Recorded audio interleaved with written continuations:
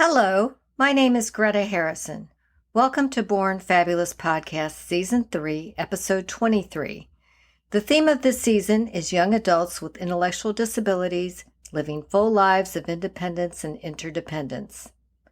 This episode features June and Jim Zoll and Melody and Bob Ruppel.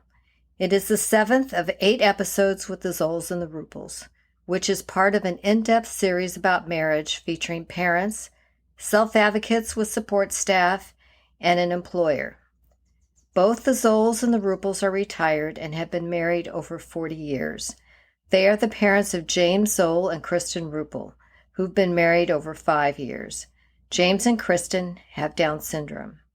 Now please enjoy this clip of Love is a Potion. The lyrics are by Melissa Riggio, who was the focus of Season 1, Episodes 1 through 4. The music and voice are by Rachel Fuller.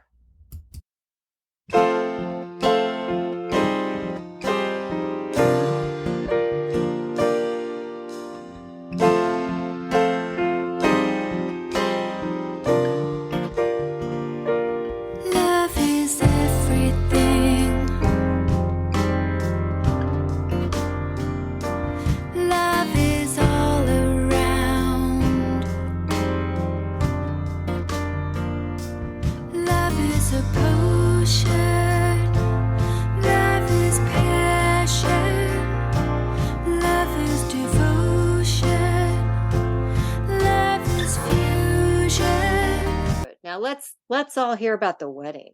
Wedding. I think Bob should start by telling about when James took him out to dinner. Yeah.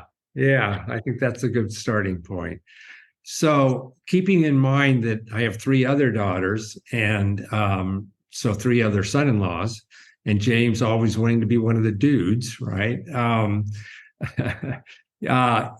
He knew that the other son-in-law, well, first of all, Kristen was our oldest, so she got married first. And then, Nicole. And Kristen would have been next in line based on age.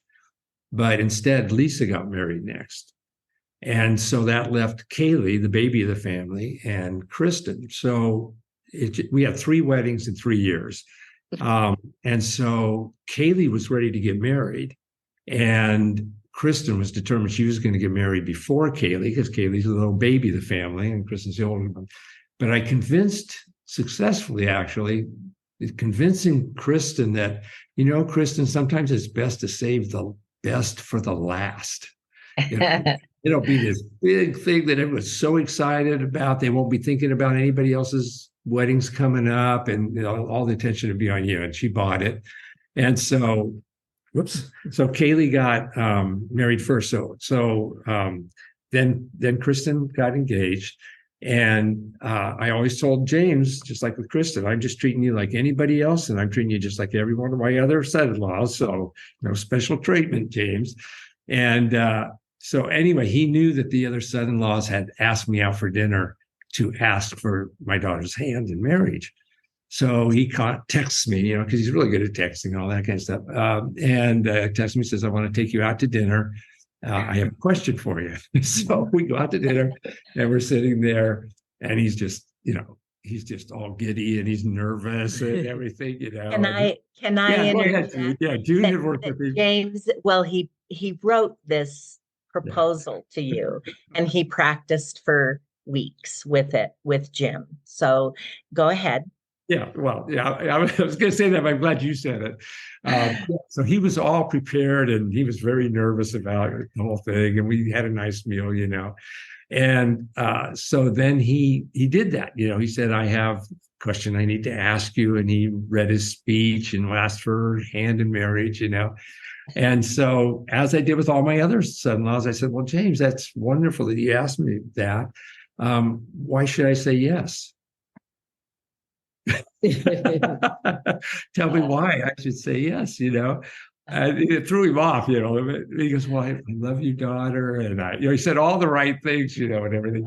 And because I always give all of them a hard time. And so anyway, I said, James, I'm just kidding you. I'd be thrilled for you to very much. And then we had to get Jude on with FaceTime so she could watch what we were doing. And anyway, it was really great. And he was so thrilled. He saying, I can't wait to become part of the whole family. And yes, he was so excited that he wanted to no longer be James Zoll. He wanted to be James Rupple. I wasn't going to tell that part of the story. He looks at me and he goes, I can't wait to be a Rupple with all the other. I said, well, James, let me explain how this works. Yeah. He was so cute. That he was great. He was just like anybody else. Yeah. And he is a Rupple too, isn't he? Even though he's yeah. He's here.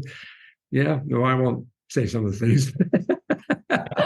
He was just here on Sunday. So yeah. So you say finally you get him off the hook and you say you're kidding and you got yes. So how much wedding planning is there? Well, that goes back over to Melody. Well, then we went out to one of their favorite restaurants out on the pier in Oceanside, and we were there, and both our families were there, and then he asked her to marry him, and she didn't know it was coming, and so she was just so surprised, and she cried, and all the stuff. It was really a special moment.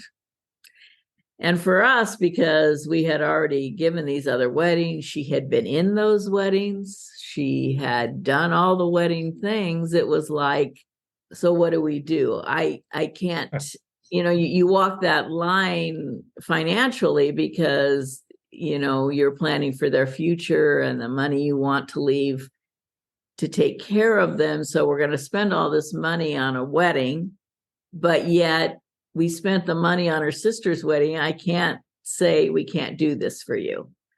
And so, so we did it. We did all the things. It was a traditional wedding. We went with a traditional ceremony. Bob's brother actually married them. As parents, you have to look at all the aspects of getting married, how it affects their financial situation, and make a decision based on that. But we did. They had they had bachelorette parties and a bachelor party. Boy, did they!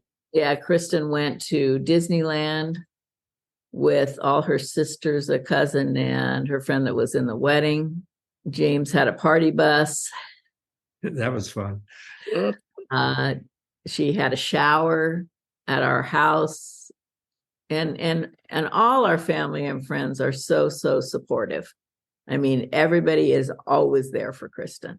And then they got married at a local hotel by a lake in our area. And, we went wedding dress shopping, and she fell in love she always wanted the princess bride dress. And when she tried it on, it was it. And she didn't want to try anything else on, and we did the whole thing where everybody, her sister, all her bridesmaids came and watched her try on dresses and all that kind of stuff, and it was a traditional wedding. We had a DJ. There was a lot of dancing. Everybody had a really good time, and like the photographers and the florists and all these people they're like, that's the best wedding I've ever been to. Yeah. And people were good too. Like, she fell in love with this dress that was kind of expensive, and the owner of the shop gave it to her at cost. And the florist cut down her prices. And my other girls had a day of wedding planner, and she goes, I did their weddings. I'm just going to do this for you for free. She wouldn't take any money, but she was there and helped plan everything and pull it off. and the photographers were a friend of the family, and they gave her a better price, and just all kinds of people doing good things to make it all happen. And so many people were like, that is the best wedding I've ever been to. The energy and the love that was there is something. The room, the reception room, I mean, my cheeks hurt from smiling so much. It was such a celebratory time for everybody. You could just feel it. You could just feel it. You did a great job, Melody, being your fourth wedding. It was, Practice makes I, perfect.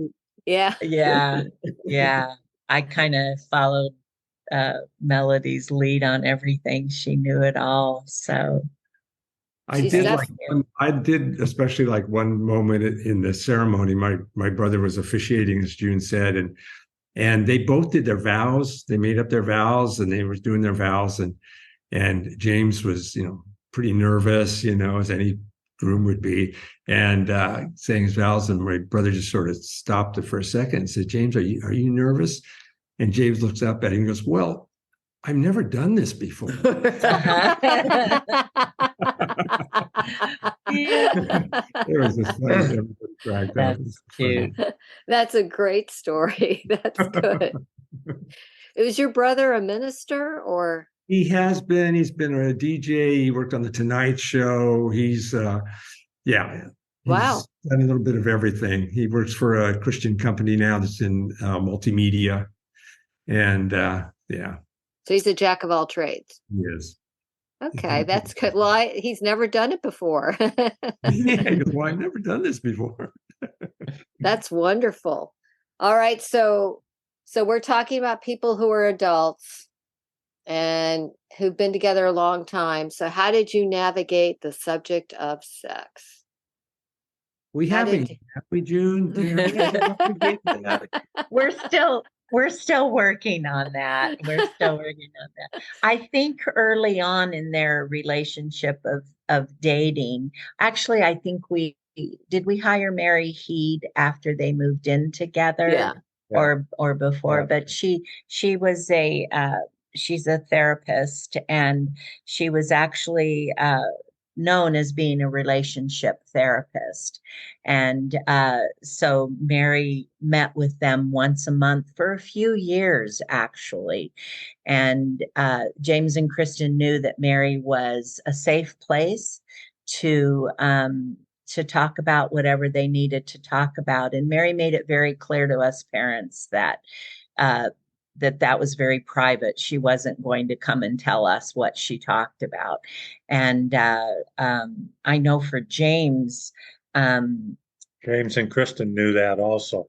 That's good. yeah, Yeah, it was very good for them. James, again, Lisa Hotellin had a book for Jamie that was called It's Perfectly Normal. It's had a few different editions over the years, but James had got that book. It's Perfectly Normal, that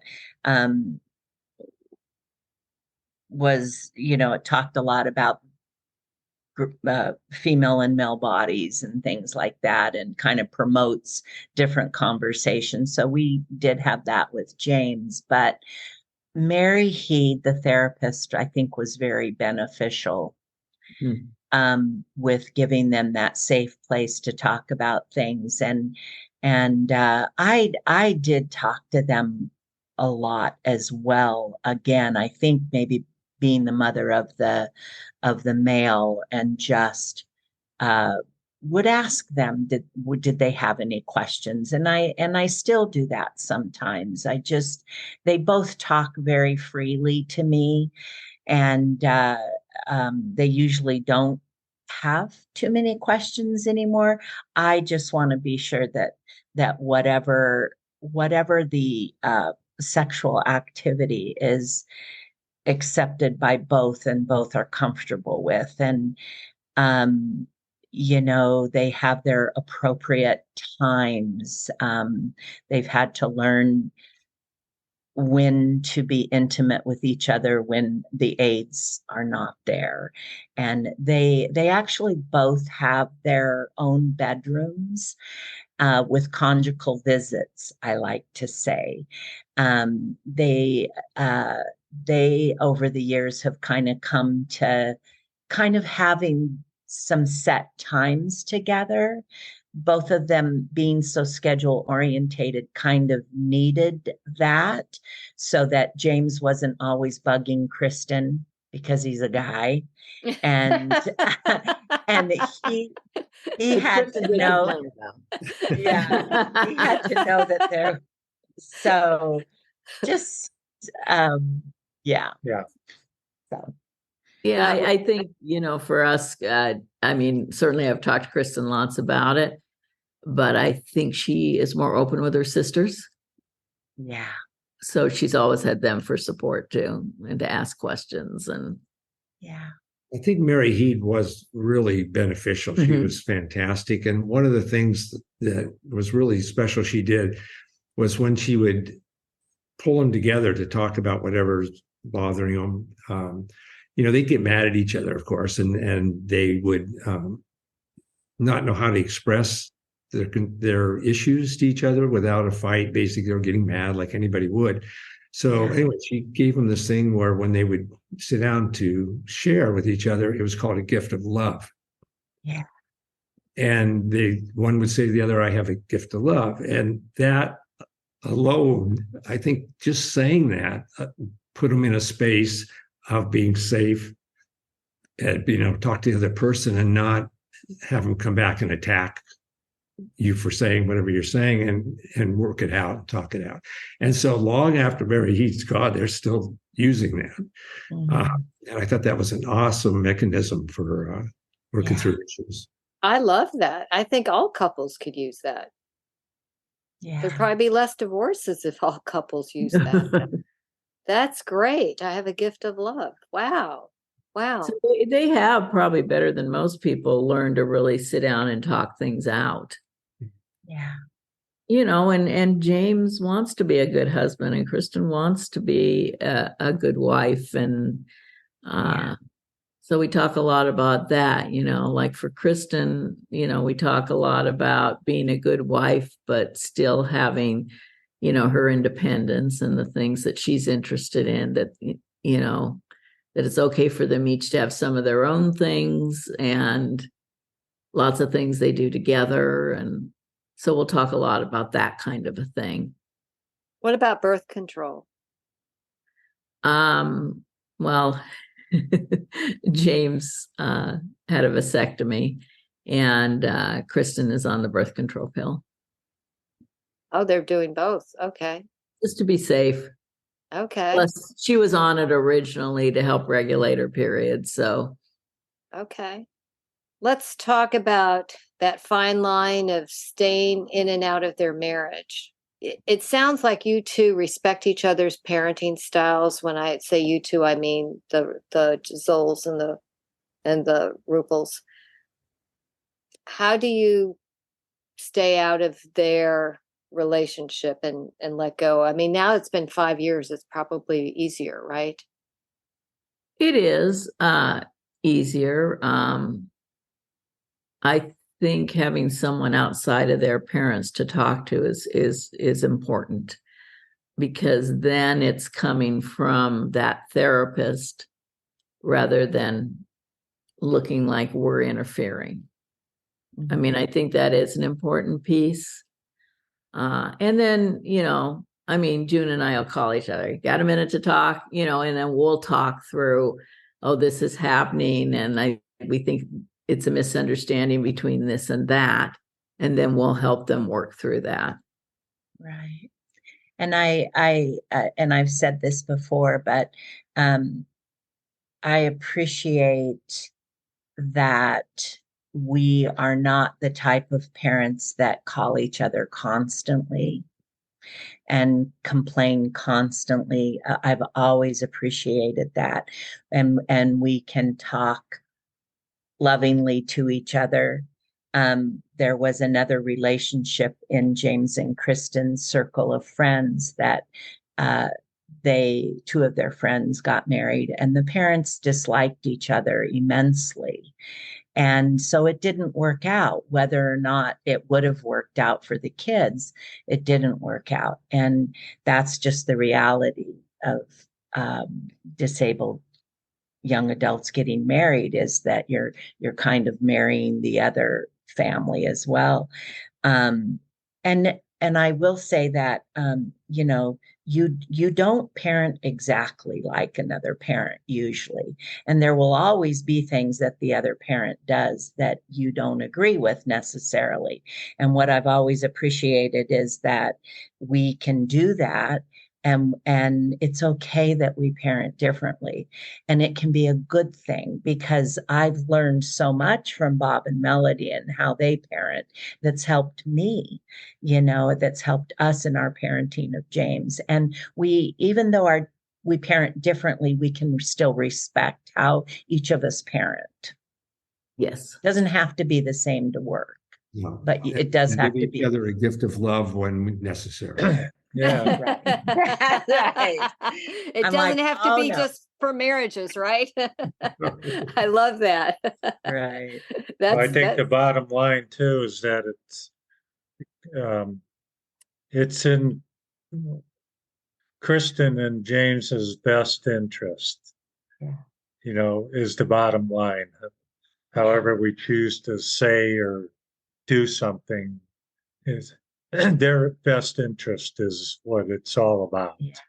True. What are your That's- dreams? What are your dreams for their future now that you're talking about their best interest? Happily ever after. Yeah. It's been such a long journey. And as we've said, I think through this whole interview, we've just taken it one step at a time. Yeah. And they've kind of led the way. Yeah. So I don't really think about that. I think they're already living their lives as anybody is, and they're going to continue to live their lives. And it's not really up to me to try to imagine what she'll be doing later in the future, because why do that unless I'm going to try to make something happen? And that's not my role. Yeah. So there can be specific little things you think about, how is she going to handle this if I'm not around later or whatever. But really, when I think of 5 years from now, 10 years from now, I would just envision it as both of them living their dreams. Yeah. And I will say, their dreams are.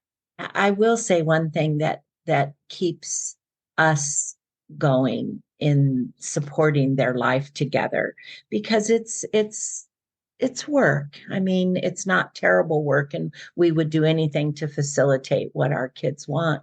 But one thing that keeps me going without any hesitation is their love for each other. I mean, I don't think that has ever wavered with how much they love each other.